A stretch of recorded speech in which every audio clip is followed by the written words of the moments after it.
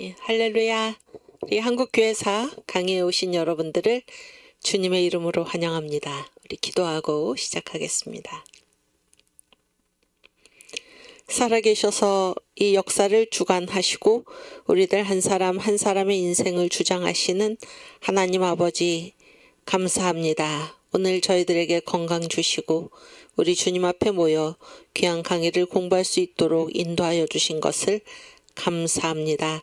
이 시간 저희가 역사를 다스리시는 우리 주님 앞에 겸손히 무릎 꿇고 또 머리 숙이고 주님께서 이 역사를 통하여 어떻게 저희들의 생을 인도하시고 하나님의 역사를 섭리하시는지를 깨달아 바로 공부하는 귀한 시간 될 수 있도록 붙들어 주시옵소서.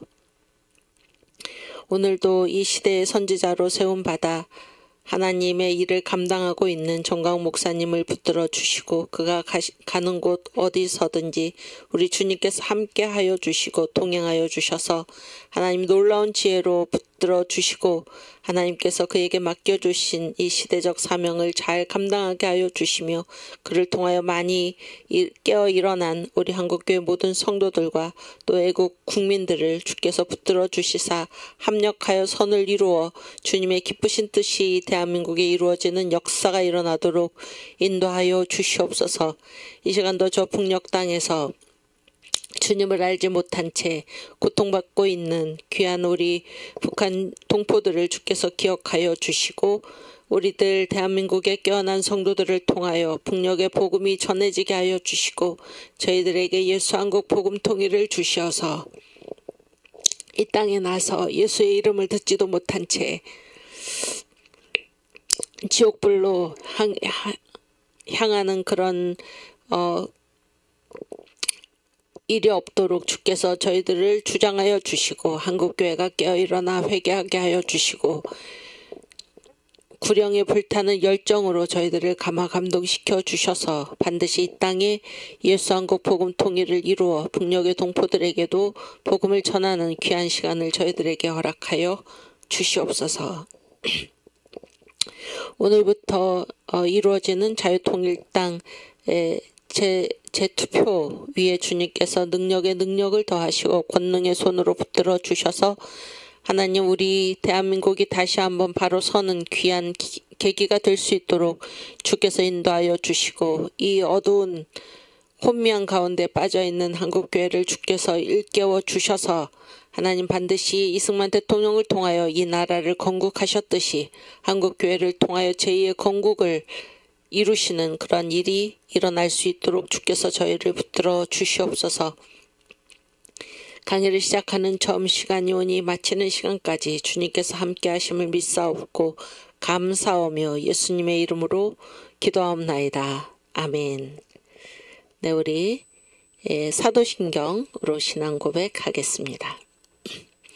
전능하사 천지를 만드신 하나님 아버지를 내가 믿사오며 그 외아들 우리 주 예수 그리스도를 믿사오니 이는 성령으로 잉태하사 동정녀 마리아에게 나시고 본디오 빌라도에게 고난을 받으사 십자가에 못 박혀 죽으시고 장사한 지 사흘 만에 죽은 자 가운데서 다시 살아나시며 하늘에 오르사 전능하신 하나님 우편에 앉아 계시다가 저리로서 산 자와 죽은 자를 심판하러 오시리라. 성령을 믿사오며 거룩한 공회와 성도가 서로 교통하는 것과 죄를 사하여 주시는 것과 몸이 다시 사는 것과 영원히 사는 것을 믿사옵나이다. 아멘. 네.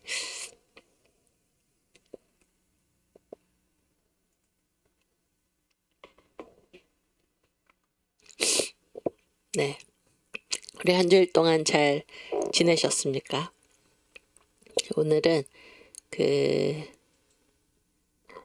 저와 함께 이제 1895년의 한국교회 이런 거를 공부를 할 텐데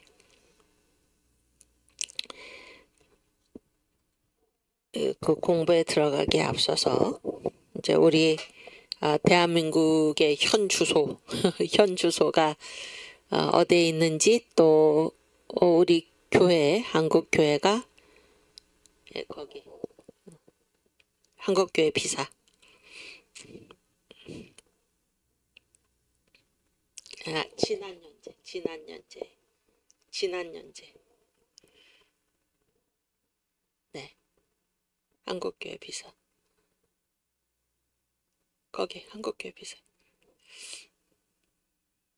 맨 밑, 위에. 거기 아니 지난 연재 한국교회 비서 있죠. 그렇지. 그렇지. 가장 위에 2개. 밑에 거부터요. 밑에 거부터.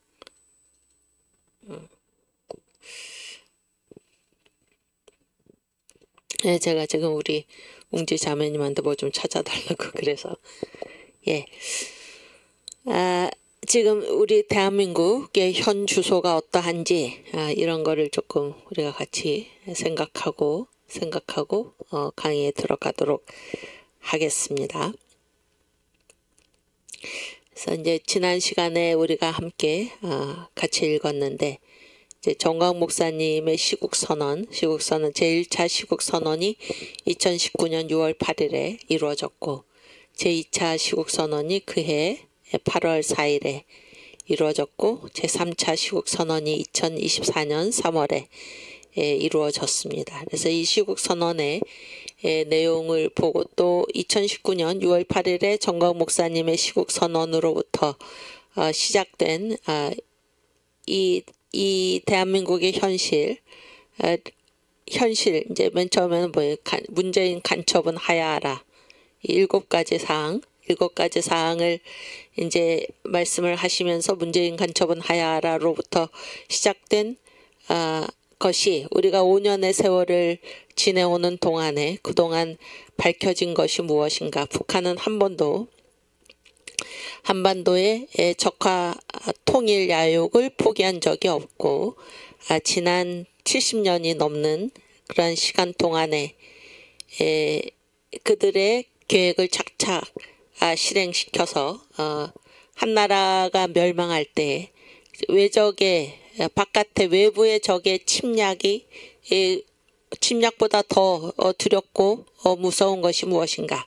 바로 내부의 적이라는 그런 사실이죠. 그게 사실인데 이러한 그 내부에 북한을 추종하는 그 주사파의 세력이 엄청나게 지금 확장되어 있고 국회까지 지금 침투가 되고 침투라는 말보다도 침투도 침투지만은 그들이 간첩 세력인 줄을 뻔히 알면서도 지금 그 공천이 됐고 국회에 들어가는 그래서 이거는 이적 단체로서 해산된 통합진보당의 그 후예들이 지금 국회에 들어가는 이러한 사태를 우리가 눈으로 보고 그것이 지금 우리나라의 현실입니다. 현실이에요.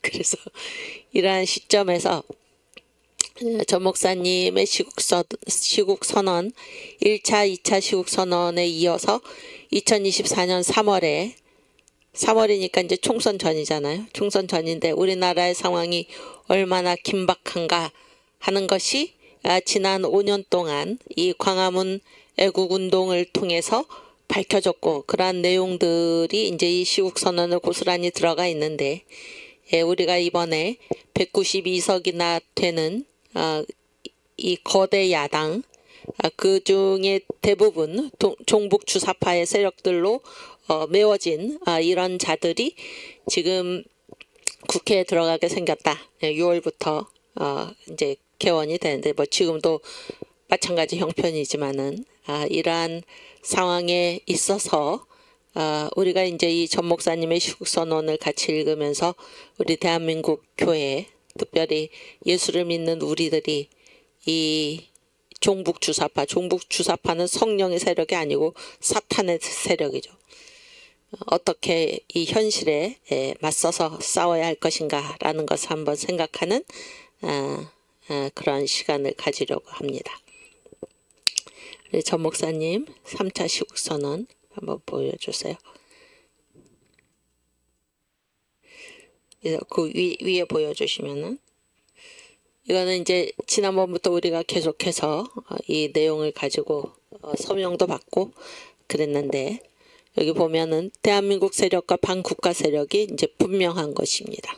우리 눈에 명확히 드러나 있고 아주 공공연하게 이런 얘기를 지금 하고 있습니다. 그래서 한 나라의 이 대한민국의 국회의원이라는 사람들이 연방제 통일을 아주 공공연하게 부르짖고 있죠. 이거는 반헌법이죠. 반헌법. 그런데도 부끄러운 줄도 모르고 이 국회의원이라는 자들이 이러한 생각에 동조하고 대통령을 지낸 자가 이러한 것을 주장하고 다니는 이러한 현실이 지금 우리 대한민국의 현실입니다. 그래서 우리가 체제를 반드시 지켜내야 하고 그에 따라서 우리 주님께서 우리 한국에 명하신 선교한국의 사명을 감당해야 하는데 이 대한민국 세력은 어떤 세력입니까? 자유통일. 우리식으로 말하면 예수한국 복음통일을 반드시 이루어서 한미동맹을 기반으로 해서 경제가 성장하고 이 경제성장이라는 것은 분배에 반대되는 말입니다. 그래서 성장을 통해서 분배를 해야지 남의 것을 빼앗아 가지고 분배하고 그래서 그리고 그 이재명 이 사람이 대한민국 혁명하란가요? 그 자기 책에다가 써놓은 대로 재벌을 해체해서 대기업의 주식을 빼앗아다가 다 골고루 나눠준다. 이거는 나라의 미래를 전혀 생각하지 않는 우리가 원하지도 않는 그런 얘기잖아요. 그러니까 우리는 경제 성장, 대기업을 지금보다 10배 더 늘려가지고 경제가 성장하게 해서 그렇게 해서 그 사회에서 적응하지 못하고 또 어려움을 겪는 그런 자들한테 같이 나눈다. 이것이 우리의 정책이잖아요. 그래서 G2국가로 나아가는 그것이 바로 대한민국 세력입니다. 그러나 반국가 세력, 대한민국을 없애려는 이 세력은 무엇을 주장하나? 연방제 통일, 적화통일, 또 주한미군 철수, 평화협정, 종전협정, 이들이 바로 종북주사파죠. 대표적인 사람이 문재인, 또 지금 그 야당 대표 이재명, 이 자들이죠. 이 자들이고 더구나 심각한 것은 2024년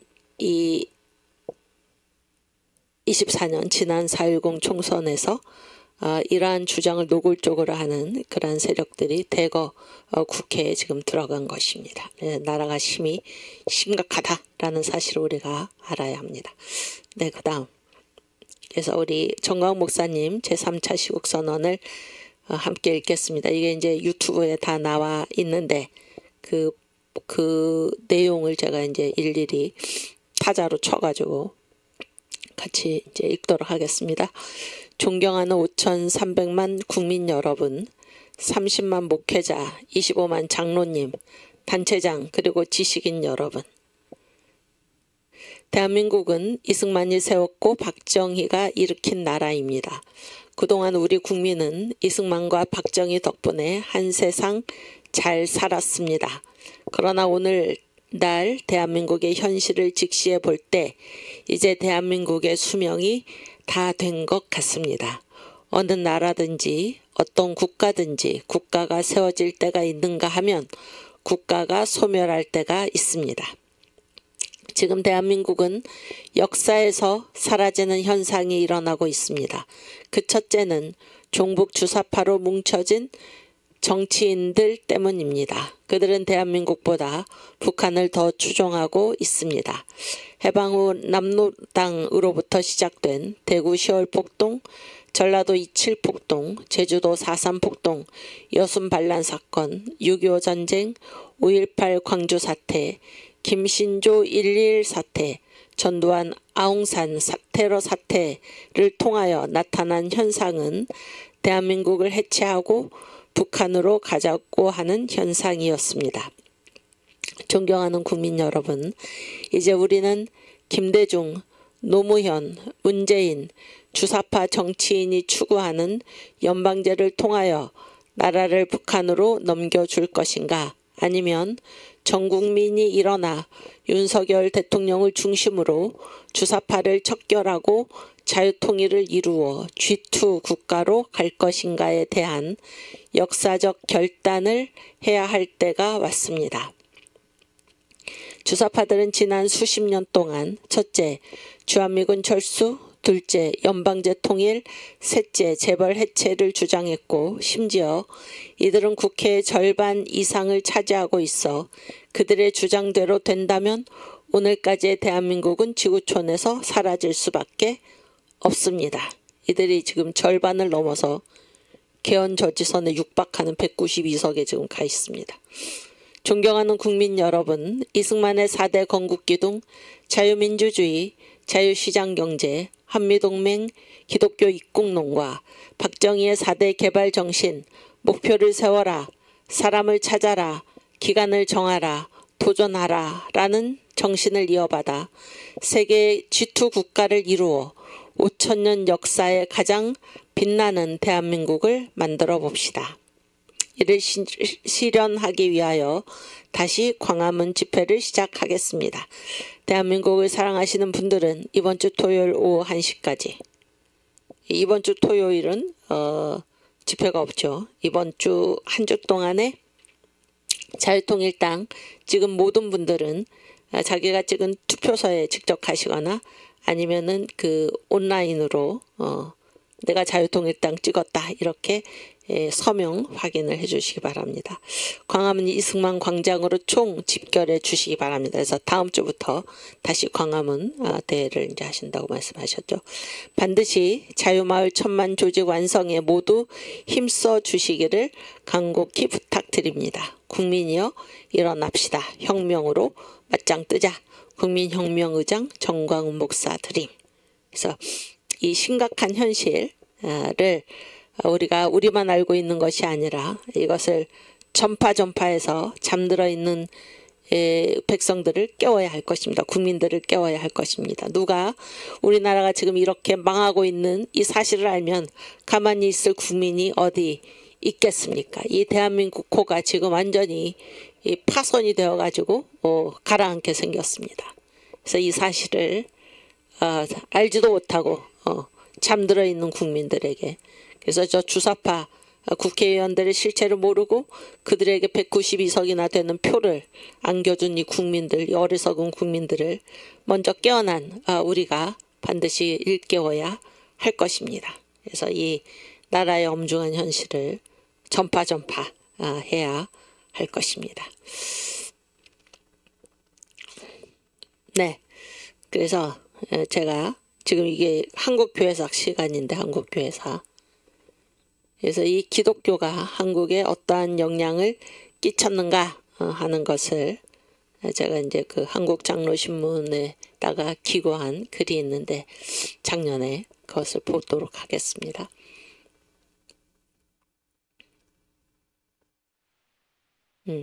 2023년 3월 14일에 작년에 이제 기고한 글인데 두 개로 되어 있습니다. 그래서 가장 이거 가만히 놔두고 그 파워포인트 맨 밑에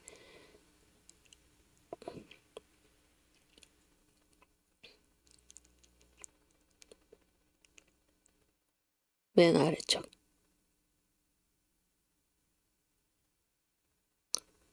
네, 거기 위에, 그 위에. 그렇지.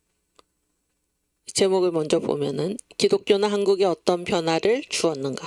제가 한번 첫 번째 글인데 여기 이제 하나님의 인사 정책과 이승만. 인사 정책이 뭔지 아시죠? 사람을 쓰는 거잖아요.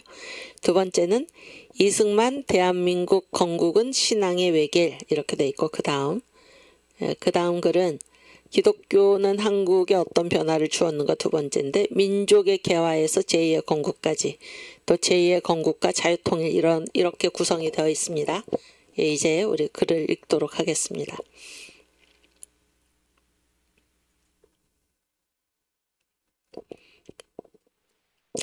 하나님의 인사정책과 이승만 대통령이 굉장히 중요하죠. 예.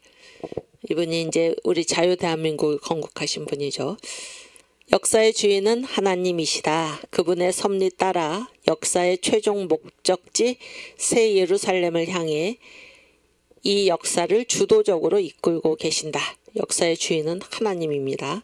각 시대의 전환점에서 새 시대를 세우실 때 옛 시대의 대표적인 인물을 끄집어내셔서 그 방향을 완전히 전환하게 하셔서 그 손으로 자신이 빠져나온 체제를 허물게 하신다.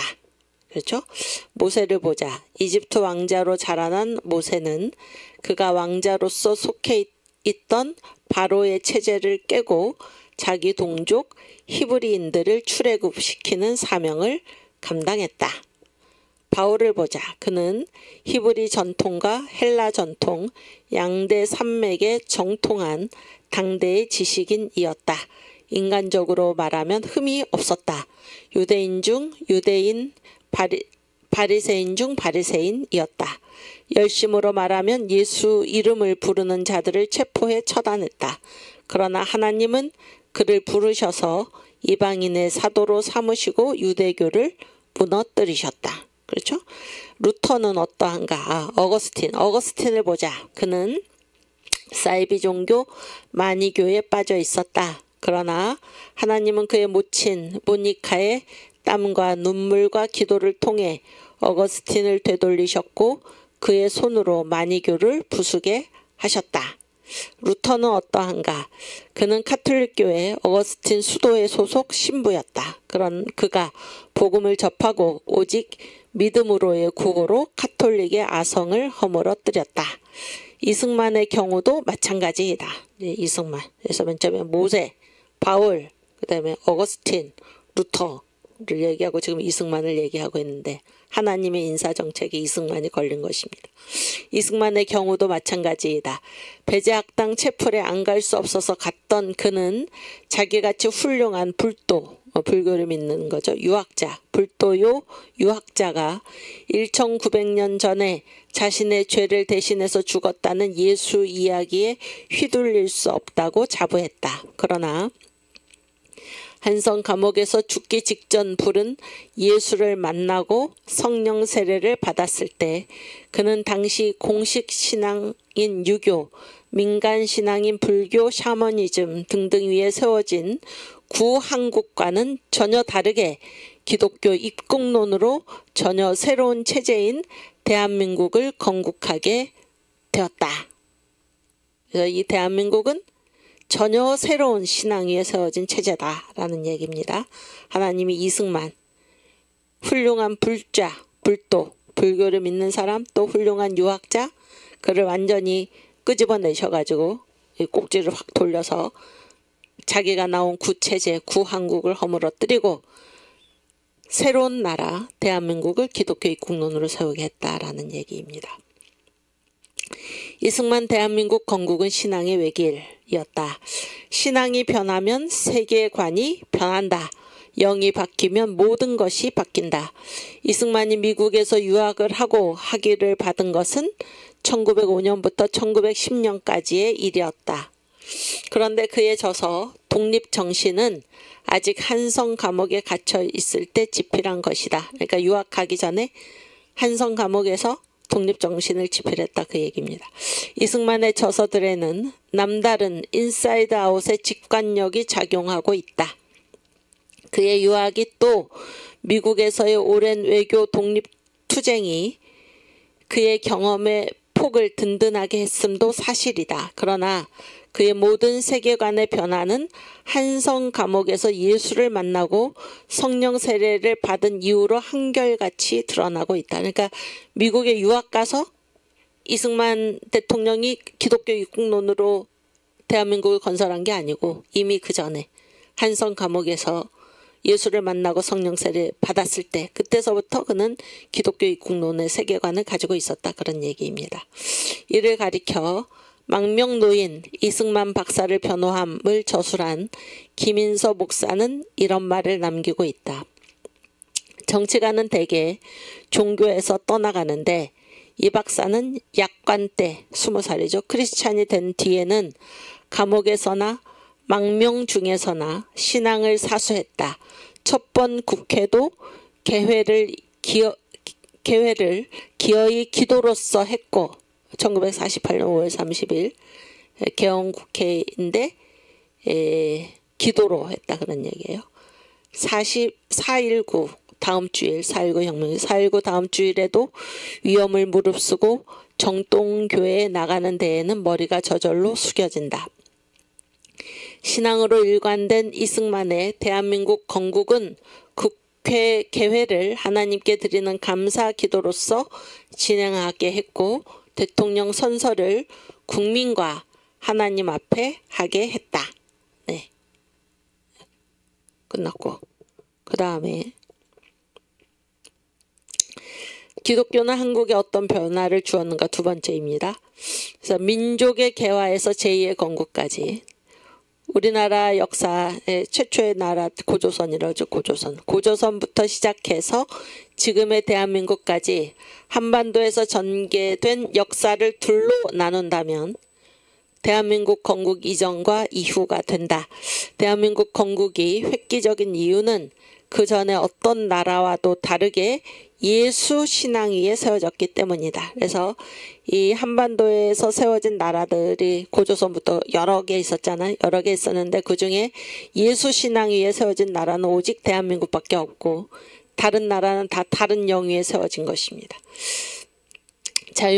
민주주의, 자유시장경제, 한미동맹, 기독교 입국론이 대한민국 건국의 4대 기둥인데 이 4개의 기둥을 관통하는 정신이 바로 기독교 복음이다. 기독교 입국론의 첫 물결은 1882년 기독교 국가 미국과 한미수호 통상조약을 맺고 난 이태 2년이죠. 이태 후부터 미국 선교사들이 복음을 들고 한국에 오기 시작하면서 일기 시작했다. 그 이전 이 땅을 지배했던 유교, 불교, 샤머니즘 등이 단 한 번도 말하지 못한 뭘 말하지 못했나 역사를 창조하시고 섭리하시고 통치하시는 하나님을 말한 적이 없어요. 그러나 이 하나님을 기독교가 이 땅에 들어오면서 한국이 만난 것입니다. 이 놀라운 복음이 우리 민족을 친미 근대화로 개화시켰다. 3.1 독립운동에서 한국교회는 전체 인구 중 1%밖에 차지하지 못했지만 이들로서 50%의 민족 대표를 내었고 20%가 참여를 했고 80%의 피해를 겪었다. 대단한 거죠. 그리고 미국 선교사가 키워낸 청년 크리스찬 이승만이 기독교 입국론으로 대한민국을 건국했다. 북괴가 일으킨 6.25 남침 전쟁에서 국부 이승만은 기독교 신앙과 상통하는 자유민주주의, 반공, 방공의 국제적 연대로서 이 나라를 굳건히 지켜냈다. 반공은 공산주의를 반대하는 거고 방공은 공산주의를 막아내는 것입니다. 한국을 산업화로 이끈 새마을 운동의 정신과 지도력은 다 한국교회로부터 왔다. 민주화는 이승만이 세운 자유민주주의 체제가 발현된 것이다. 그리고 지금 국부 이승만의 마지막 소원, 자유민주주의 체제로 북한을 통일하는 일로 한국교회가 중심이 되어 나아가고 있다. 바로 여러분이 중심이 되신 것이죠. 정광 목사님을 필두로 해서 우리 청교도 신학원의 학생들 또 목사님의 시국 선언을 듣고 깨어일어나는 한국교회 성도들 우리들이 이 중심이 되어서 지금 자유통일을 향해서 나아가고 있는 것입니다. 제2의 건국과 자유통일. 예수는 마귀를 가리켜 처음부터 살인한 자요 거짓의 아비라고 말씀하셨다. 실체를 비틀고 역사를 왜곡하는 것이 자유 대한민국 체제를 부정하고 파괴하는 북한 추종 주체 사상파의 전술이다. 실체를 비트는 것, 역사를 왜곡하는 것, 이 마귀의 짓이죠. 마귀를 가리켜서 처음부터 살인한 자의 거짓의 아비, 이 마귀의 속성입니다. 이들이 민주화 세력을 자칭하고 있다. 이승만과 박정희와 전두환을 독재자로 매도하고 독재 체제를 무너뜨리고 자신들이 민주화를 이뤄냈다고 주장하고 있다. 과연 그러한가? 자유민주주의, 자유시장경제, 한미동맹, 기독교 입국론의 건국의 4대 기둥과 설계도가 자유대한민국을 처음부터 지금까지 지탱해 왔다. 민주화 세력을 참칭하고 있는 자들이 주로 해온 일은 이 위대한 나라 자유대한민국을 부정하는 일이었다. 그 거짓과 간첩 행위의 민낯이 속속 드러나고 있다. 이게 이제 제가 작년에 3월에 쓴 글인데 아직 아니었구나. 네. 국부 이승만은 4.19로 일어난 학생들을 부정을 보고 일어서지 않는 백성은 죽은 것이라고 격려했다. 이 거짓된 민주화 세력이 자유대한민국 체제를 갉아먹고 무너뜨리는 것을 방치해서는 안 된다. 최근 한국 대표 교단인 통합과 합동에서 작년 3월에 종전협정과 평화협정을 지지하는 일이 발생했다. 그 서명을 독려하는 공문을 산하노회와 교회에 보냈다가 한국교회의 반발이 빗발치자 철회 공문을 냈다. 평화협정을 체결하고 주한미군을 몰아내자는 것은 자칭 민주화 종북 세력의 대표적 구호이다. 평화 종존이라는 그럴싸한 구호에 속아 주한미군을 철수하면 그것은 곧 북한이 그토록 바라는 한반도의 적화로 직행하는 것임을 알아차리지 못하는 것인가. 한국교회가 정신을 바짝 차려야 할 일이다. 네. 그런데 지금 이번에 이 선거 결과 192석이 대부분이 종북 주사파인 자들에게 지금 갔다라는 것입니다. 그래서 뭐 사회주의라는 것을 지금 공공연하게 사회주의와 맥락을 같이 하는 그러한 일들을 공공연하게 지금 말하고 있는 상태죠. 이 헌법 체제를 부인하고 제가 어제 교회 가다 보니까는 저희 동네에 뭐 진보당에서 플래카드를 걸어놨는데 보니까 윤석열 탄핵을 얘기하면서 3년은 너무 길다 이런 얘기를 하고 있어요. 이 대통령을 누가 뽑은 것입니까? 네, 국민들이 뽑은 대통령을 합헌적으로 된 대통령을 3년은 너무 길다. 그래서 박근혜 대통령을 탄핵시킨 저들이 아무 이유도 없이 그 사유가 다 거짓으로 드러났는데도 탄핵은 됐고 지금 나라가 이 모양으로 완전히 추락하게 되었는데 또다시 그런 일을 부추기고 있는 것입니다. 심각한 상태죠. 심각한 상태. 그래서 우리가 이 대한민국은 이제 망하는 게 뻔한데 가만히 눈 뜨고 이것을 볼 것인가? 그럴 수 없다라는 거죠. 그럴 수 없다. 다 4.19 정신으로 5.16 정신으로 일어나서 이 나라를 반드시 구해내야 하는 것입니다.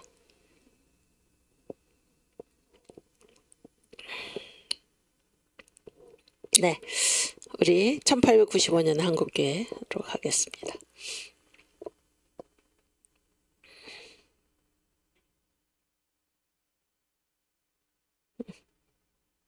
거기 앞에 이렇게 우리가 이제 한국교회사에서는 세 가지 축이 있다 그랬죠. 그래서 하나는 미국은 뭐예요? 미국은 이 기독교 세력이죠. 기독교 세력. 우리나라에 복음을 전해준 그러한 나라이고, 한국교회는 뭐예요? 한국교회에서 그러니까 한국교회인데 한국교회의 복음과 성령 세례로 나눈 것은 이 성령 세례를 받기 전과 받은 후가 완전히 달라지기 때문입니다. 그 다음에 이제 또 하나는 공산주의 이렇게 썼는데, 이제 한국 교회사는 일제 시대가 시작되기 바로 직전에 이제 시작이 되었고, 그리고 지금까지 이어져 오면서 한국교회사가 이제 한국교회가 처음부터 이 민족의 교회, 나라를 사랑하는 교회, 이렇게 될 수 있었던 것은 우리나라에 복음을 전해준 나라는 미국이죠. 미국 자유민주주의 세력입니다. 자유민주주의 세력인데 우리나라를 침략한 세력은 누군가 하면 바로 일본이고, 일본의 특징은 뭐예요? 군국주의죠. 군국주의. 그래서 예수를 믿는 사람은 자연스럽게 누구랑 친할 수밖에 없어요. 미국하고 이 기독교 세력하고 자유민주주의 세력하고 친할 수밖에 없고, 우리나라를 침략한 이 일본은 또 어떤 나라입니까? 지금의 일본이 아니라 우리나라를 침략한 일본은 뭐예요? 천황숭배죠. 천황숭배. 지금도 뭐 천황이 있긴 하지만 천황숭배여서 이거는 기독교 신앙과 반대가 되는 것입니다. 그래서 한국교회사에서 나타난 아주 놀라운 특징 중에 하나가 무엇인가? 예수 믿는 사람이 애국한다라는 것입니다. 예수 믿는 사람이 애국한다. 왜냐하면은 일본은, 천황을 숭배하는 일본은 우리나라를 침략한 쪽에 있었기 때문에 예수 믿는 사람은 미국과 친하면서 당연히 하나님을 믿고 하나님을 섬기기 때문에 천황을 섬기는 일본의 적대적일 수밖에 없는 것입니다. 그래서 예수 믿는 사람이 애국하는 그런 구도가 처음부터 서게 되었고, 이것이 지금 해방 후에 와서는 이 예수 믿는 사람을 박해하고 교회를 박해하고 교회를 없애려고 하는 세력, 일본, 군국주의 일본, 일제가 있었던 그 자리에 누가 들어섰는가 하면은 공산주의가 들어섰습니다. 공산주의. 그것이 어떤 이념이 아니라 우리로서는 실체로서 존재하게 되는데, 그게 지금 북한이고 북계이고, 이 북계를 추종하는 세력이 이 종북 주사파가 지금 이 자리에 있는 것입니다. 그래서 예수 믿는 사람은 이 한국에 있어서는, 한국 교회에 있어서는 굉장히 이 나라를 사랑하고, 이전에는 일제시대 때는 반일로, 그리고 이 해방 후에는 반공의 세력으로 예수 믿는 사람들이 위치할 수밖에 없었다라는 거예요. 그게 이 한국교회사의 전체 구도입니다. 그래서 예수 믿는 사람들은 미국과 친하고, 지금도 뭐예요? 한미동맹이죠. 한미동맹. 그것이 이 한국교회사의 세 가지 축입니다. 예. 그 다음, 그래서 오늘은 1895년의 한국교회 띄워주세요. 그래서 1895년의 한국교회의 별명, 한국교회의 특징을 뭐라고 잡을 수 있냐면 한국 근대사의 빛나는 첫날이다, 이렇게 우리가 잡을 수가 있습니다. 여러분, 근대라는 것은 무엇입니까? 근대라는 것은 이제 옛시대를 우리가 봉건시대라고 그러죠. 옛시대로부터 개화된 그러한 때로 나아간 때가 언제인가? 바로 1895년이다. 그런 얘기예요. 그래서 이거를 우리가 이제 요 몇 가지 항목을 중심으로 살펴보려고 합니다. 첫 번째는 언더우드 1세 선교 보고서의 제목을 가지고 살필 것이고, 두 번째는 선교사들이 와서 교회와 함께 세운 게 있다, 그런 거예요. 세 번째는 종교와 문명은 각각인가 아니면 한 몸이다 라는 사실. 그리고 그 종교와 문명은 한 몸인데 그러한 그 구조를 가진 것이 바로 종교도 서양의 것, 문명도 서양의 것, 바로 기독교 세력인데 기독교 세력이 승리를 했다라는 것이고, 그 다음에 살펴볼 것은 그 한국의 근대화를 기독교회가 가져왔는데, 이 근대화를 이끈 그 방법, 한국의 선교를 승리로 이끈 그 방법이 무엇인가? 우리나라 선교사들이 채택한 네비우스 선교 방법을 확대해서 채택한 그것이 굉장히 중요한 요인이었다 하는 것을 이제 살펴보려고 합니다. 그리고 한국을 이제 교회가 와가지고 단순히 예수만 전한 것이 아니라 한국을 가난에서 구해냈다 하는 것이고, 기독교는 한국에 어떤 변화를 주었는가, 이거는 지금 방금 전에 우리가 읽었죠.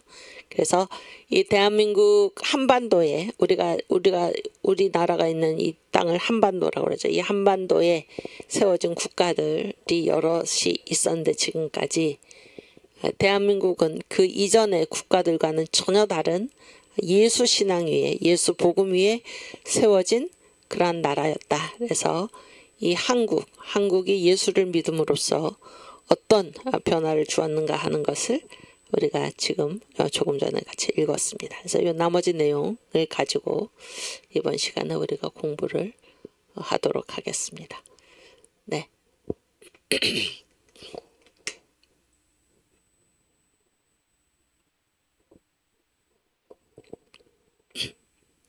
우리 찬양을 하나 부르고 찬양을 부르고 새 예루살렘 223장. 이렇게. 그래서 우리 역사의 최종 목적지는 새 예루살렘이다. 요즘 정가훈 목사님 그 주일 설교가 하나님의 역사 경영이죠. 역사 경영.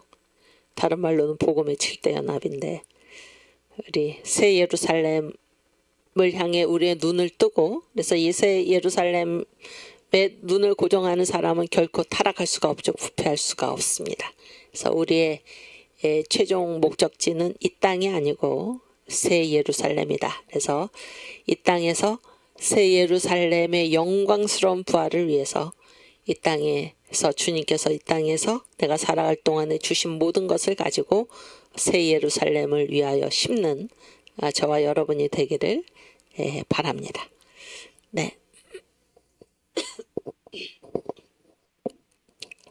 세상 모든 수고 끝나 우리 장막 벗고서 모든 근심 걱정 사라진 뒤 주를 뵙고 성도 함께 면류관을 쓰리라.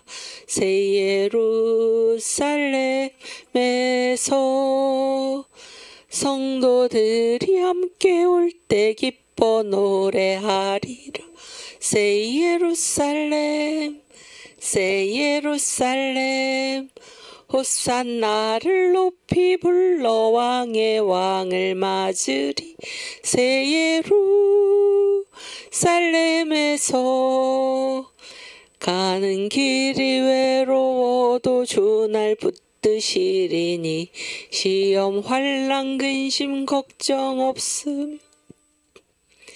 주를 믿고 따라가면 주의 뜻을 알리라. 새 예루살렘에서 성도들이 함께 올 때 기뻐 노래하리라. 새 예루살렘 새 예루살렘 호산나를 높이 불러 왕의 왕을 맞으리. 새 예루살렘에서 내가 세상 작별하고 눈물 흔적 거둔 뒤 주의 찬란하신 영광 비칠 때 나를 구속하신 주를 기쁨으로 배우리. 새 예루살렘에서 아멘. 성도들이 함께 올 때 기뻐 노래하리라. 새 예루살렘 새 예루살렘 호산나를 높이 불러 왕의 왕을 맞으리. 새 예루살렘에서 아멘. 아름다운 그곳에서 구속받은 성도와 사랑하는 주를 만나 배울 때 주의 영광 노래하며 영원토록 살리라. 새 예루살렘에서 성도들이 함께 올 때 기뻐 노래하리라. 새 예루살렘 새 예루살렘 호산나를 높이 불러 왕의 왕을 맞으리. 새 예루살렘에서. 아멘. 네, 우리 새 예루살렘 바라보면서 오늘도 주님을 믿는 믿음으로 새 예루살렘의 승리를 바라보면서 열심히 이 마귀 사탄의 세력과 싸우는 저와 여러분 되기를 바랍니다. 네, 띄워주세요. 언더우드 1세, 언더우드 1세가 이제 한국에 온 최초의 장로교 선교사죠. 장로교 선교사이면서 한국교회 선교에서 이제 언더우드 1세만큼 중요한 사람이 없습니다.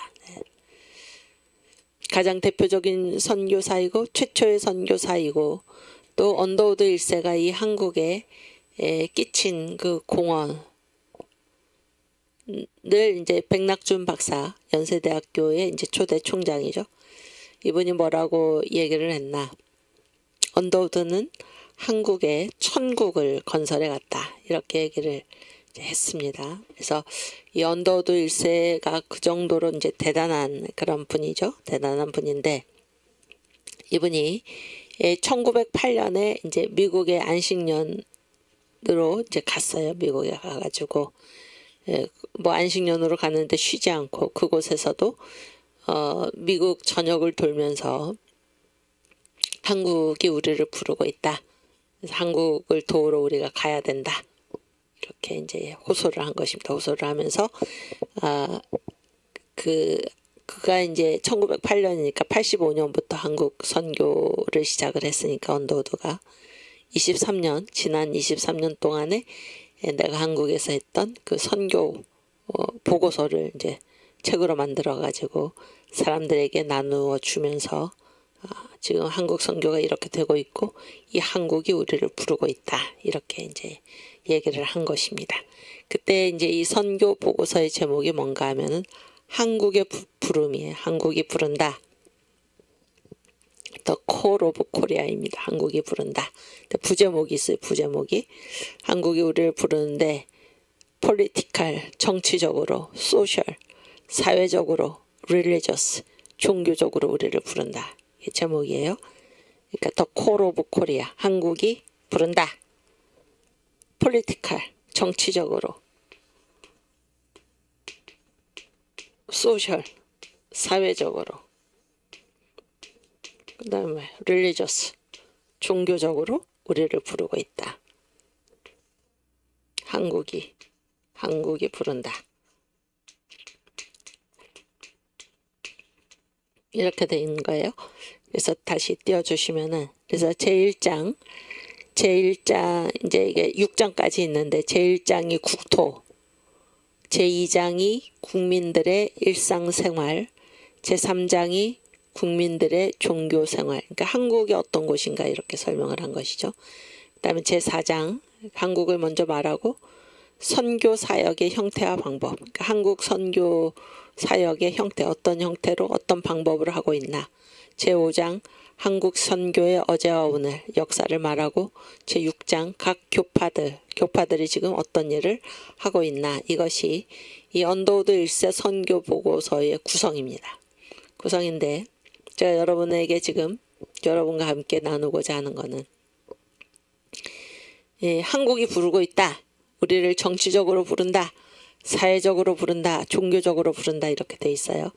그래서 여기에 제1장 국토는 1, 2, 3장이 지금 여기에 해당이 되는데 1장 국토는 어디에 해당이 될까요? 정치죠. 정치. 2장 국민들의 일상생활은 뭘까요? 사회죠. 3장 국민들의 종교생활은 종교잖아요. 종교 이렇게 연결이 되는데 여러분 이게 지금 선교 보고서잖아요.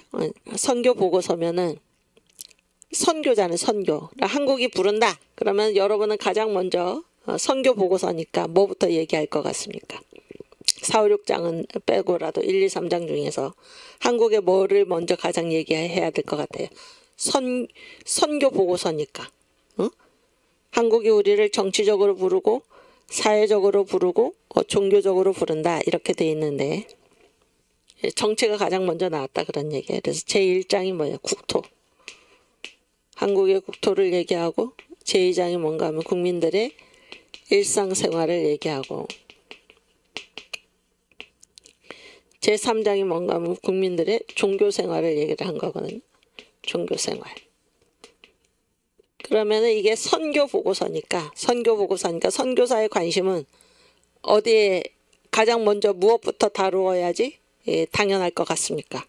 이 세 가지 중에서. 응? 뭐부터 다뤄야지 당연할 것 같아요. 종교부터 다뤄야지 당연할 것 같잖아요. 그렇죠? 그런데 언더우드 1세의 선교보고서는 정치부터 다루는 거예요. 정치부터. 정치, 그 다음에 사회, 종교. 왜 그렇게 했을까?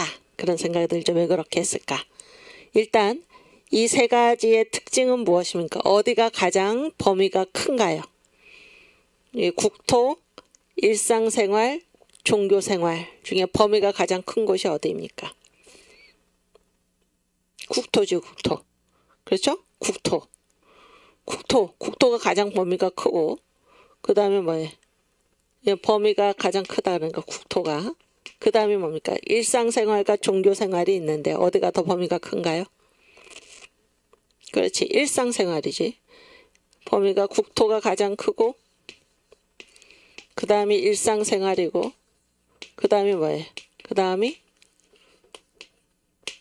뭡니까? 종교생활이에요. 종교생활. 그렇죠? 종교생활. 그랬을 때 언더우드는, 그러니까 여기에 첫 번째는 뭐예요? 언더우드가 선교사, 하나님을 믿는 사람이잖아요. 그 사람의 직분은 선교사입니다. 선교사, 목사 선교사인데, 선교사하면 이제 하나님을 전하는 사람이죠. 하나님을 전하는 사람, 복음을 전하는 사람인데, 하나님의 통치 범위, 응? 하나님의 통치하시는 범위는 단순히 종교생활 뿐인가? 응? 그 다음에 범위가 큰 일상생활까지인가? 아니면은 국토 전체인가? 어디가 하나님의 통치 범위입니까? 어디가 통치 범위? 하나님의 통치 범위가 전체죠, 전체. 그렇죠? 그래서 제가 우리 청교도 신학원에서 여러분과 함께 강의를 하면서, 여러분과 함께 공부를 하면서 제가 만들어낸 말이 하나 있는데, 아주 굉장히 중요하게 제가 이제 발견을 한 것인데, 신앙은 체제의 문제이다.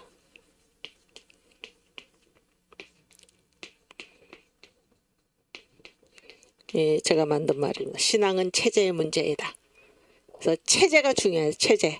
그래서 하나님은 무슨 우리 인간의 내면의 영적인 문제에만 관여하시는 분이 아니고, 하나님은 전 역사를 다스리시는 분입니다. 하나님은 전체 역사를 다스리는 분이에요. 여러분, 체제 중에서 가장 큰 단위의 체제가 무엇입니까? 가장 큰 단위의 체제가 뭐예요? 시간적으로는 무엇입니까? 그게 역사죠, 역사. 역사보다 더 큰 체제가 있을까요? 없죠. 그래서 공간적으로는 그것이 무엇입니까? 우주죠, 우주. 하나님은 우리가 살아가고 있는 전체 역사를 다스리시고 전 우주를 주장하시는 분이 하나님이십니다. 그래서 우리가 믿는 하나님, 내가 하나님을 믿는다라고 했을 때 그것은 무슨 마음의 문제, 종교, 어떤 종교 생활의 문제가 아니고 전체에 관한 문제이다. 그러니까 전체에 관한 문제. 그것이 이 언더우드가 한국 선교 보고를 하면서 한국이 지금 우리를 부르고 있다. 가장 먼저 정치적으로, 국토죠. 정치적으로, 그 다음에 사회적으로 일상생활, 그 다음에 종교적으로 종교생활. 그래서 가장 큰 범위부터 말한 이유가 바로 그것입니다. 그래서 하나님은 전체를 주장하시는 분이지 무슨 나는 하나님을 믿고 너는 뭐 부처를 믿고 이런 문제가 지금 아니다라는 얘기입니다. 그렇죠? 또 하나님을 이 말은 다시 돌이켜 보면은 하나님은 하나님을 믿는 사람들만 주장을 하시는가? 불교 부처를 믿거나 유교 공자를 숭배하거나 이런 사람들은 하나님이 주장하시지 않는가? 하나님은 하나님을 믿는 사람들만 관여를 하시는 거 아니죠? 하나님은 어떤 분이에요? 하나님을 그들이 믿든지 안 믿든지 관계없이 하나님은 역사 전체를 다스리시는 분이요, 우주 전체를 다스리시는 분이신 것입니다. 그래서 신앙은 체제의 문제입니다. 체제의 문제. 전체에 관한 얘기지 전체 체제 중에서 한 작은 부분을 차지하는 종교 생활의 문제가 아니다라는 사실을 우리가 이 언더우드 1세 선교 보고서의 제목에서도 볼 수가 있습니다. 아시겠죠? 신앙은 체제의 문제이다. 이것이 이 말이 지금 우리 이 대한민국의 현 시점에서도 굉장히 심각하다 그런 얘기예요. 여러분 지금 북한의 종교는 무엇입니까? 북한의 종교는 주체사상 종교죠. 주체사상 종교.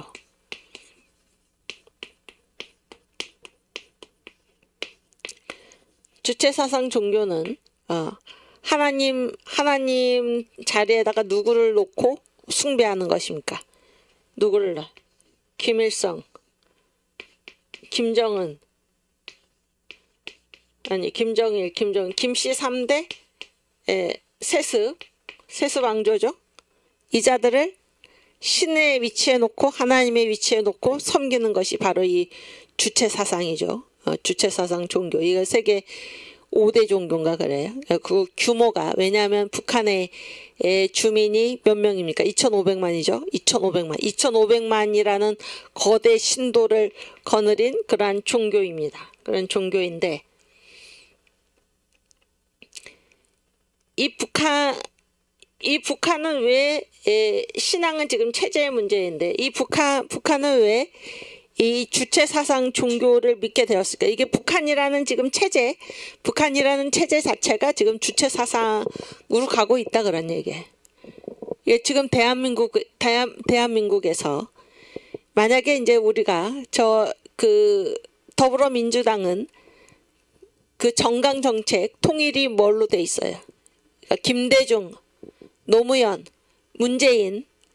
문재인가 다 서명하고 찬동했던 그런 그 연방제통일이죠. 연방제통일이 뭐예요? 다른 말로 적화통일 아닙니까? 적화통일. 그런데 이자들의 주장대로, 그리고 지금의 이재명까지 연방제통일, 적화통일을 지금 주장하고 있는데 이들의 주장대로 가가지고 우리나라가 연방제 적화가 됐다. 북한이랑 똑같이 됐다. 북한 체제로 넘어갔다. 그러면은 우리가 이 신앙 체제가 그렇게 넘어가 버리면은 우리가 신앙생활을 자유롭게 할 수가 있을까요? 없을까요? 전혀 할 수가 없지요. 전혀 할 수가 없는 것입니다. 그래서 신앙은 이 체제의 문제이다 하는 것이 여기에도 해당이 되는 것입니다. 지금 북한은 다 이 주체사상 종교에 속해 있는데 저 북한에 해방되기 전에는 한국교회의 교세라는 게 있어요. 교세가 뭐예요? 교회의 힘이죠. 교회의 힘인데 이 교세의 한국교회 전체 교세의 3분의 2 내지 5분의 3에 해당하는 그 힘이 어디에 있었냐면은 북한에 있었고, 북한에서도 특별히 서북 지역에 있어서 서북 지역에서도 특별히 서북 지역 장로교회에 있었어요. 장로교회. 서북이라는 것은 두 도를 얘기하는데 양도, 어디에 평안도하고 황해도를 얘기해요. 황해도.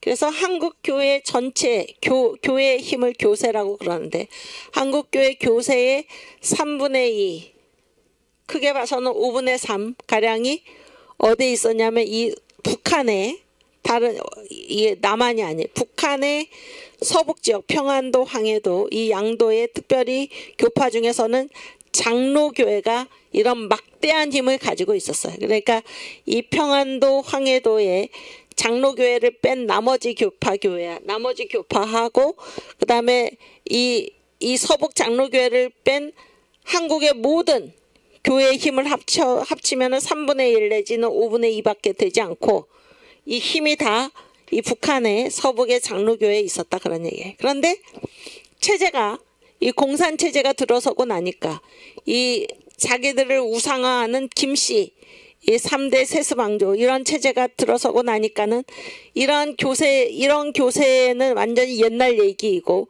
지금은 뭐예요? 거기서는 예수를 믿을 수도 없고 성경을 읽었다가 성경책을 갖고 있는 것만으로도 처형이 되는 이러한 상황에 지금 놓이게 된 것입니다. 그러니까 신앙에 있어서 이 체제의 문제가 그토록 중요하다라는 사실을 우리가 알게 되는 것입니다. 지금 한국 교회가 북한의 우리의 동포들 예수를 알지도 못하고 복음을 듣지도 못한 채 일평생 태어나서 이 김씨 3대 세습왕조의 노예로 살다가 허망하게 생을 마감하는 이런 북한 주민들의 현실에 한국교회가 눈을 감고 있다면은 엄청난 죄악이죠. 이 엄청난 죄악입니다. 그래서 예수 믿는 자들의 제1 사명이 무엇입니까? 바로 전도죠, 전도. 하나님이 가장 우리 인생에게 바라시는 기뻐하시는 일이 무엇입니까? 바로 전도입니다. 전도. 포도나무 가지가 열매를 맺는 것입니다. 열매를 맺는 가지는 하나님께서 더 잘 가다듬어서 더 많은 열매를 맺게 하시고 열매를 맺지 못하는 가지는 어떻게 하십니까? 다 잘라서 밖에 버리는 것이죠. 밖에 버리는 것입니다. 그래서 하나님께서 우리를 이 땅에 보내실 때 우리에게 기대하시는 가장 큰 일이 무엇인가? 바로 전도입니다. 전도. 그래서 이 새 예루살렘은 다 숫자로 되어 있는데 이 수를 채우는 것, 이것이 하나님의 최대 관심사잖아요. 그런데 지금 한국교회가 예전에 이렇게 세력이 막강했다가 지금은 이 북한 공산정권이 들어서는 바람에 신앙의 자유를 잃어버리고 많은 대부분의 사람들이 예수 복음을 듣지도 못한 채 이 땅에 태어나서 짐승같이 노예처럼 살다가 복음도 듣지 못하고 죽어가는 이런 사람들을 한국교회가 외면하고 있다. 엄청난 죄악입니다. 그러한 북한의 동포들을 안중에도 두지 않은 채 웰빙이나 설교를 하고 주일날 교회 강단에서 엄청난 죄악입니다. 엄청난 죄악이에요. 그래서 지금 이 대한민국이 지금 이 종북 북한을 추종하는 주체 사상을 가진 이런 세력들이 국회의 대다수를 차지하고 있다. 이런 심각한 위기 상황에서 그래서 우리나라가 저 북한과 같이 연방제로 적화로 적화 통일이 될지도 모르는 이런 위기 상황에서 이런 심각한 위기 상황에서 한국교회가 눈을 감고 있다. 평화를 주장하고 있다. 그것이 어떤 결과를 갖고 오는지 알지도 못하면서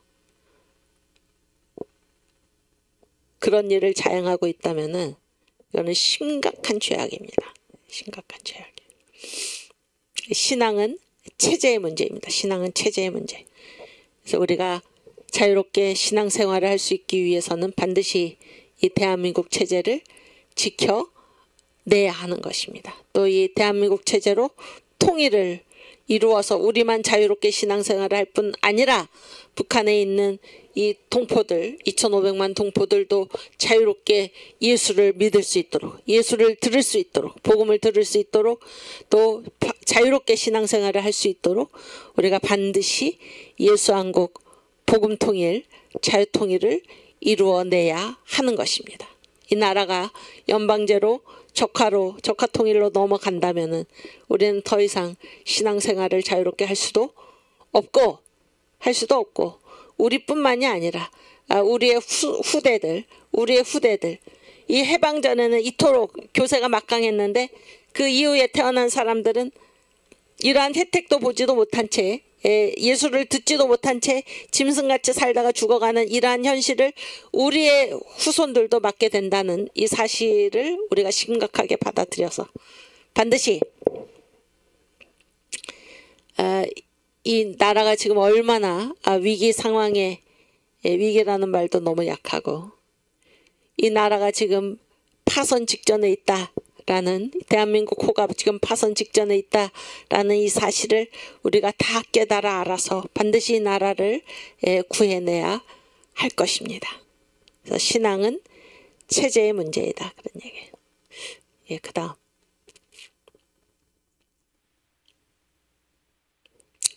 그래서 이 언더우드 1세 선교 보고서 제목을 보면은, 언더우드는 이렇게 체제를 굉장히 중요하게 생각했다는 거예요. 그래서 가장 먼저 가장 큰 체제, 국토를 말하고, 그 다음으로 큰 체제, 사회생활을 말하고, 그다음 일상생활을 말하고, 그 다음 규모의 체제, 종교생활을 말했다는 거예요.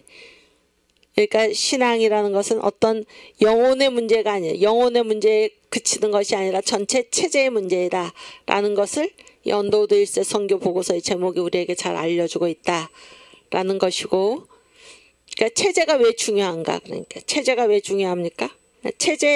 체제라는 거는 그 안에 작동하는 법을 가지고 있는 거예요. 대한민국은 어떤 법이 작동하고 있습니까? 대한민국 헌법은 어떤 법입니까? 자유민주주의죠. 자유민주주의. 대한민국 체제는 법이 분명한 거예요. 대한민국 체제는 건국의 4대 기둥이 무엇입니까? 자유민주주의, 자유시장경제, 한미동맹, 그 다음에 기독교 입국론이죠. 이게 대한민국 체제입니다.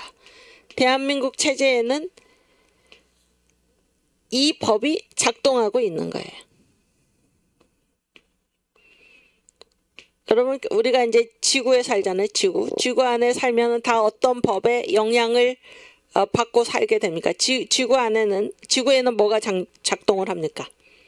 중력이 작동을 하죠. 그러니까 지구 안에 사는 사람은 다 뭐의 영향을 받아요? 중력의 영향을 받고 사는 것이죠. 그러니까 이 중력의 영향에서 벗어나려면 어떻게? 지구를 떠나야 되는 것입니다. 그러니까 지구 안에 살고 있다가 다 중력의 영향을 받는 것처럼, 어떤 사람이 어떤 체제 안에 살고 있다라고 하면 그 체제 안에 작동하는 법의 영향을 반드시 받게 되어 있다, 그런 얘기예요. 이해가 되시죠? 북한은 어떤 체제입니까? 우리는 자유민주주의인데 북한은 무슨 체제? 공산주의죠. 공산주의.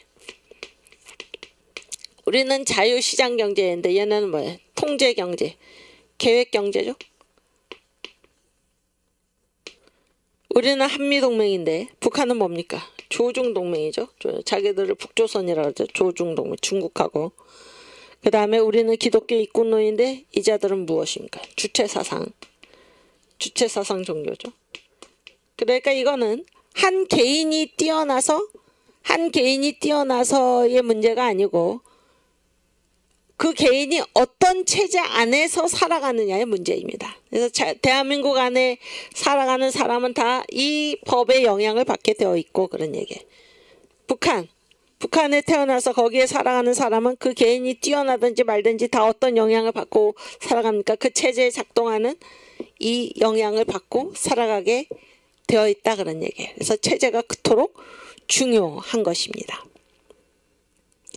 이것이 성경 말씀에도 그대로 드러나 있는데, 그러니까 우리는 다 체제 아래 살고 있다는 거. 모든 사람은 다 체제 아래 살고 있다. 그래서 성령의 법이 작동하는 체제 안에서 살아가느냐, 아니면은 죄와 사망의 법이 작동하는 체제 안에서 살아가느냐, 둘 중 하나밖에 없다는 것입니다. 이것이 이제 체제의 중요성이에요. 신앙은 이렇게 체제의 문제입니다. 우리 로마서 8장 1절부터 2절.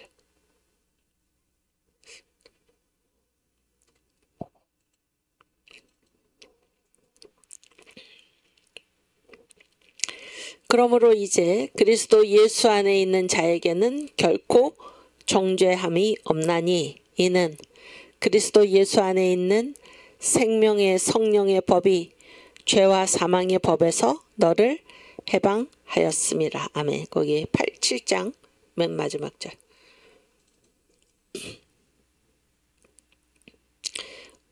우리 주 예수 그리스도로 말미암아 하나님께 감사하리로다. 그런즉 내 자신이 마음으로는 하나님의 법을 육신으로는 죄의 법을 섬기노라. 예. 그렇게 해서 이 세상에 있는 모든 사람은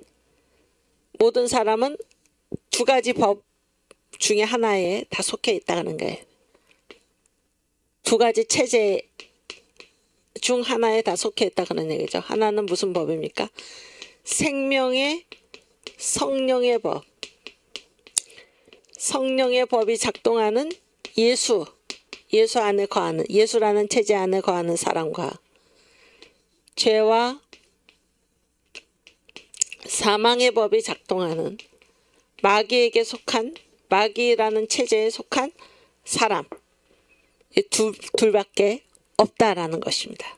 여러분은 어떤 법이 작동하는 체제에 거하고 살고 싶으십니까? 생명의 성령의 법이 작동하는 예수에게 속하여 살고 싶으십니까? 아니면은 죄와 사망의 법이 작동하는 사탄에게 속하여 살고 싶으십니까? 우리는 당연히 예수에게 속하여 살고 싶죠. 예수에게 속하여 살고 싶습니다. 그래서 1절에 보면 그러므로 그리스도 예수 안에 있는 자에게는 결코 정죄함이 없다. 그래서 예수 안에 사는 사람은 정죄함이 없다. 죄가 없다 그런 얘기죠. 죄가 없는 게 그 사람의 능력입니까? 아니면은 그 사람이 거하고 있는 예수의 능력입니까? 예수의 능력이죠. 예수의 능력이에요. 그러니까 그 사람 개인의 문제가 아니고 그 사람이 죄가 있는가 죄가 없는가는 그 사람 개인의 문제가 아니고 예수 안에 속해 있으면 정죄함이 없다 그런 얘기. 예수 안에 속해 있으면. 이해가 되시죠? 체제의 문제이다는 거. 체제의 문제. 신앙은 체제의 문제이다. 그러나 예수 안에 속해 있지 아니하면은 그 사람은 정죄로 충만하죠. 죄와 사망의 법 안에 거하게 되는 것입니다. 그래서 신앙은 체제의 문제이다. 그런 얘기예요. 오케이.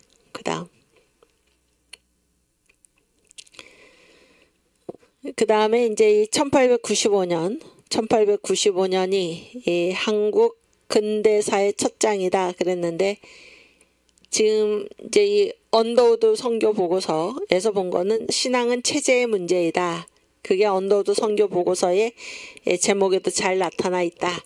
그래서 이 기독교 복음이 한국에 전해짐으로써 이 1895년에 드러나는 이러한 특징은 무엇인가? 그것이 어떤 개인 영혼의 변화만 일으킨 것이 아니라 이 나라 전체, 한국, 그때 당시 조선 전체를 바꾸는 조선 전체의 영역, 이 체제를 뒤흔드는 그런 변화를 가져온 것이 1895년이다 하는 얘기를 지금 하고 있는 것입니다.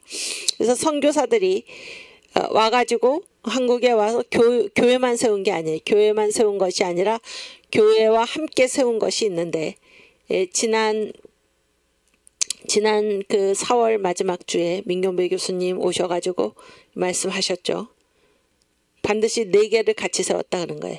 교회 옆에 학교 세우고 또 병원 세우고 과수원 세우고 이 4가지를 함께 세웠다 그런 얘기예요. 교회, 학교, 과수원, 병원은 이제 그 지역마다 조금 제한이 있었지만은 교회, 학교, 과수원을 같이 세웠다 그런 얘기예요. 같이 세웠다. 교회, 학교, 병원, 과수원 이렇게 되는데 왜 그랬을까요? 왜 그랬을까? 이 4가지, 이 3가지를 반드시 같이 세웠다라는 것입니다. 왜 그렇게 했을까? 그런 얘기예요. 교회 세우고 학교 세우고 과수원 세우고 과수원 또 어떤 곳에는 병원과 학교를 같이 세웠죠. 병원과 학교 이렇게 세웠는데 왜 그렇게 했을까요? 이거를 이제 우리가 구조적으로 보면은 우리 인간의 모든 것에 해당하는 것입니다. 인간은 몇 부분으로 구성이 되어 있나요? 인간은 몇 부분으로 구성이 되어 있나요? 3부분이죠. 영과 혼과 육으로 구성이 되어 있습니다.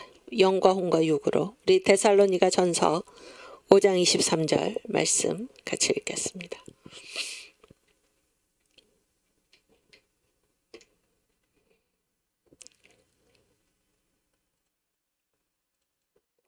(23절)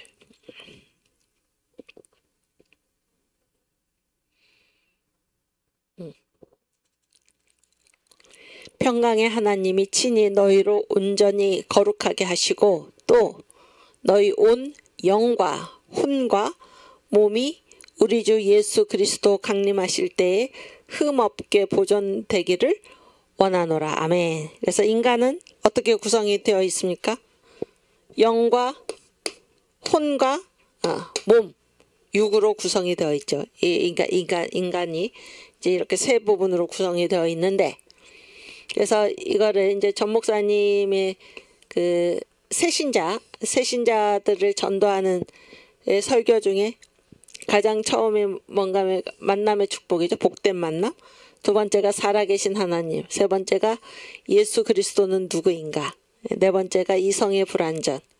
다섯 번째가 인간이란 무엇인가. 여섯 번째가 죄란 무엇인가. 일곱 번째가 그 인간 사람 속에는 무엇이 살고 있는가. 이렇게 이것이 이제 7가지 주제로서 새로운 신자들, 교회에 처음 오는 사람들을 이 신앙생활의 본 궤도 위에 올려놓기 위해서 하는 그런 설교인데, 그 중에 이제 다섯 번째가 인간이란 무엇인가인데, 이 인간이란 무엇인가에서 인간은 영과 혼과 육으로 구성되어 있다. 그런데 그것은 뭐랑 같나? 나무와 같다는 게 나무가 있으면 나무에 뭐가 있나? 뿌리가 있죠. 뿌리가 있고, 그 다음에 이런 줄기가 있고, 여기에 열매가 달리지, 열매가 달리는 것입니다. 그렇게 해서 영은 어디에 해당이 되나? 영은 어디에 해당이 되냐면 나무의 뿌리에 해당이 되는 거예요. 뿌리. 그래서 영이 얼마나 중요한가? 영이. 나무의 뿌리가 썩으면 나무 전체가 살 수 있나요? 없나요? 살 수 없죠. 살 수 없어요. 나무 전체가 죽는 것입니다. 그 다음에 혼이 뭔가 하면 이 가지, 이 몸통입니다. 몸통. 이 열매와 이 뿌리를 연결하는 이 몸통을 뭐라고 그러냐면 이거를 혼이라고 그래요. 혼. 그 다음에 여기에서 맺히는 이 열매가 무엇인가 하면 바로 육입니다. 육. 그러니까 이 열매 하나가 떨어지고 열매 하나가 병들었다고 해서 이 나무 전체가 죽는 것은 아니죠. 그렇지 않습니까? 그렇죠? 그러나 이 뿌리가 썩으면 어떻게 돼? 뿌리가 썩으면은 이 나무 전체가 죽는 것과 마찬가지로 이 영과 혼과 육에서 뭐가 중요한가? 영이 중요하다는 거예요. 영이 가장 중요하고 근원적이다라는 것인데, 이게 인간의 3대 구조가 이제 영혼육이잖아요.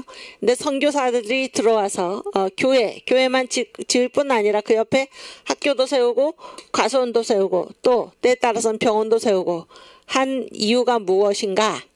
이게 뭐예요? 전인적인 구원이죠. 전인적. 인간 전체는 뭐예요? 영과 혼과 육으로 되어 있어서, 영은 뭐예요? 교회는 뭐를 구원하는 데입니까? 영을 구원하는 데죠. 영혼 구원이죠. 영을 구원하는 데고, 영혼을 구원하는 데고, 학교는 뭐예요? 혼이 뭐예요? 정신이죠. 정신을 깨우치는 그런 곳입니다. 그 다음에 과수원과 병원은 무엇입니까? 육체를 구원하는 곳이죠. 육체. 그렇죠? 이 먹고 살아야 되니까. 그래서 이 육은 다 뭐예요? 육은 다 입에다가 뭐를 넣어줘야 하고 또 깨끗이 씻기도 하고 이렇게 이제 육체를 관리해야 하는 것입니다. 그러니까 과수원이나 병원이나 뭐 다치면은 치료도 해야 되고, 이게 다 어디에 해당하는 것입니까? 인간 중에서 육체에 해당하는 것이고, 우리의 정신은 뭐를 먹고 사나요? 정신은 타잔 있죠. 타잔은 이제 어디 사람 사이에서 사람 사이에서 살지 않고 어디에서 살았어요? 이 자연 원시림 속에서. 그렇게 해가지고 이 사람은, 이 타자는 어떤 기회를 전혀 얻지 못했습니까? 뭔가 배우고, 이게 이 지식을 그가 이제 지식을 얻을 아무런 그런 시간이나 그런 혜택에 놓이지 않았던 거예요. 그러니까 그가 뭐랑 똑같아? 그는 사람이지만은 뭐랑 똑같은 거예요. 이 짐승과 다름없이 행동하고 했던 것은 어떤 환경에 전혀 노출되지 않는 것입니까? 이 정신이 자라나기 위해서는 반드시 뭐가 있어야 돼? 정신은 지식을 먹고 살게 되어 있는데, 타잔이 그렇게 동물과 다름없이, 원숭이와 다름없이 그렇게 행동하고 했던 것은, 그가 사람임에도 불구하고 그랬던 것은 뭐예요? 그가 이 학교를 다니거나 뭐 가족을 이루어서 부모에게 뭐를 배우거나 하는 기회가 전혀 없었기 때문이다, 그런 얘기예요. 그래서 인간의 이 영혼육에서 이 혼을 위해서는 반드시 뭐가 필요한가? 지식이 필요하다, 그런 얘기. 지식이. 그래서 학교죠. 그렇게 해서 세운 게 학교고. 그 다음에 교회는 뭐예요? 교회는 영혼을 구원하는, 인간의 가장 뿌리인 영을 구원하는. 그래서 선교사들이 한국에 와가지고, 선교사들은 원래 뭐만 세워야 돼요? 뭐만 세워야 된다기보다 어디에 관심이 많습니까? 교회죠, 교회. 교회를 세우는 일에 관심이 많은데, 교회만 세운 것이 아니라 학교와 과수원을 같이, 학교와 병원을 같이 세웠다라는 것은, 한국에 온 선교사들은 한국인의 전인적인 구원, 영과 혼과 육, 전인적인, 단순히 영혼만 구원하는 그런 일이 아니라 영과 혼과 육을 구원하고 가르치는 일에 관심이 대단히 많았다 하는 것을 우리가 알 수가 있는 것입니다. 이해가 되시죠?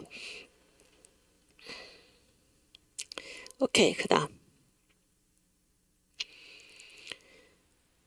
그리고 이제 이때 이 한국 교회사에서 우리가 또 중요하게 다뤄야 하는 주제 중에 한 가지가 무엇인가? 바로 종교와 문명과의 관계입니다. 종교와 문명과의 관계.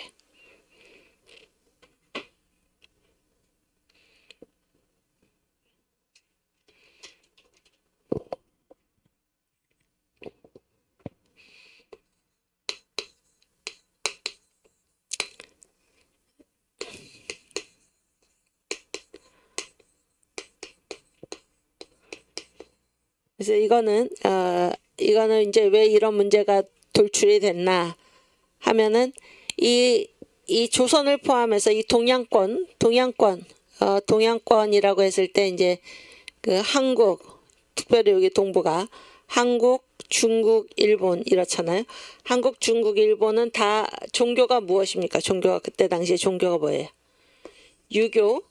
유교 내지는 뭐 불교 이런 거죠. 일본은 뭐 천황제 이런 건데,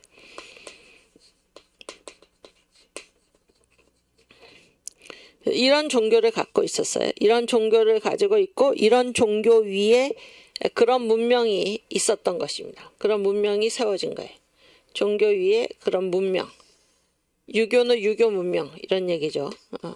불교는 불교 문명, 천황제, 뭐 신사 이런 문명이 이제 세워진 거예요. 이게 이제 동양의 형평이죠. 그래서 지금 제 말은 동양의 특징은 무엇인가?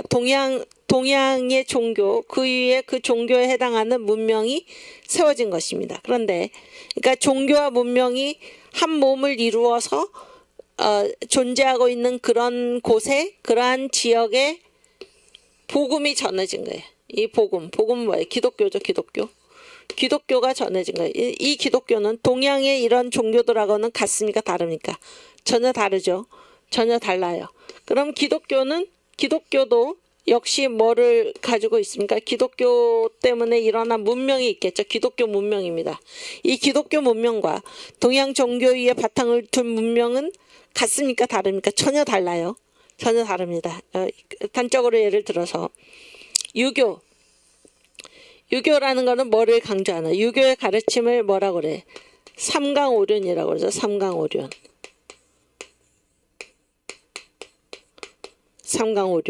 그렇죠? 삼강오륜이고 예를 들어서 뭐 이제 우리가 흔히 얘기하는 유교 문화에서 이제 여성에 대해서는 어떻습니까? 남존여비죠. 남존여비. 남자가 높고 여자는 비천하다. 그래서 그 건국전쟁이라는 영화가 있잖아요. 건국전쟁에 보면 그 이승만 대통령의 위대함이 어디에 있습니까? 그 하와이로 하와이로 이민 간 뭔가 살 길을 찾아서 간 그 사람들을 이제 찾아다니면서 그때 그 한국인들도 다 어떤 사람들이 뭐 예수를 믿는 사람도 있지만은 믿지 않는 사람들이 대부분이죠.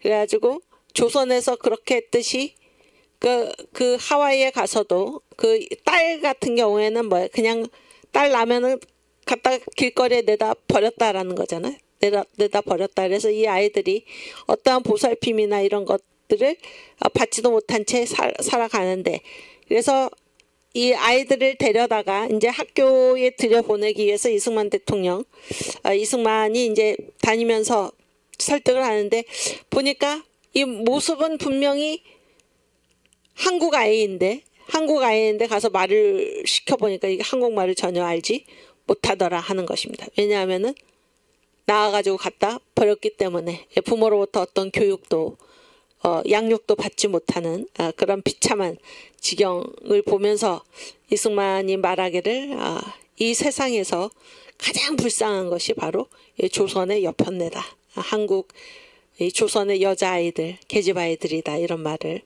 했습니다.